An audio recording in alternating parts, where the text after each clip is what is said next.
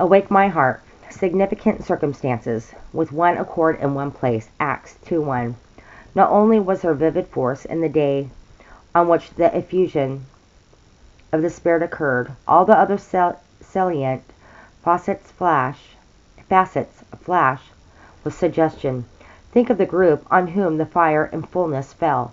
They were a band of praying Christians. These all continued with one accord in prayer. 1:14.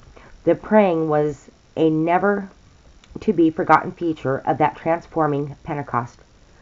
It was prayer which made the human vessels ready to receive the divine infilling. As it was then, so is it now. So is it now. Waiting on God in lowly tenacious believing. Prayer is that which heaven honors and on which the blessing falls. Moreover, that continued praying together had ridded those disciples of all discord. There had been strifes and competitive ambition before, but all that was now gone. They were all down before God in unifying humility, adoration, and intercession. Twice the record says that they were all with one accord, 1:14 and 2:1.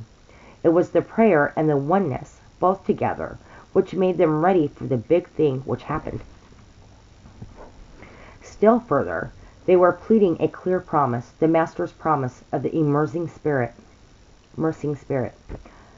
1:5 and 8. This gave their prayer concentration and anticipation. Also, for the first time in history, they were practicing the unique kind of praying which Jesus had taught them, i.e., prayer in the name, John 16:24. They had seen Jesus ascend. They now felt a new and holy familiarity with heaven. God was no longer just a vast, baffling infinity. As they now looked up to heaven, they saw God looking down on them through a human face. 2 Corinthians 4:6. The new era of praying in my name had begun. In my name had begun. They were on covenant ground with God through the blood of Calvary and the ascended mediator. But now, think of the place where the big and blessed wonder burst into occurrence. It filled all the house where they were sitting. So it was in a private house, as the Greek word indicates, not in the temple, whereas in chapter 3:1, they were wont to go at the set seasons of Rendezvous mentioned in chapter 1:13 and 14. The magnificent temple with its ordinances and appointments, all speaking of the old covenant, was bypassed. The new temple of the new covenant was to be spiritual, not material. A spiritual temple in human hearts. Hearts both individually and collectively. Instead of consecrated buildings, consecrated and spirit-filled human beings. Note also the time when the heavenly invasion came. It was on the 10th day of their continual praying. In scripture numerology, 10 marks a complete round.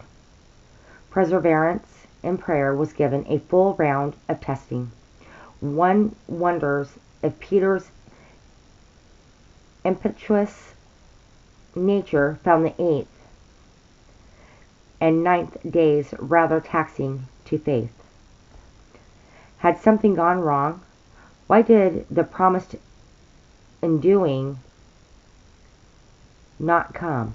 But no, there is not a fleck of suggestion that there was anything but quiet determination to wait on God until the window of heaven opened and the promised power came. Oh, how all these things challenge you and me today. How many of us miss the big blessing because we cannot wait out the 10 days?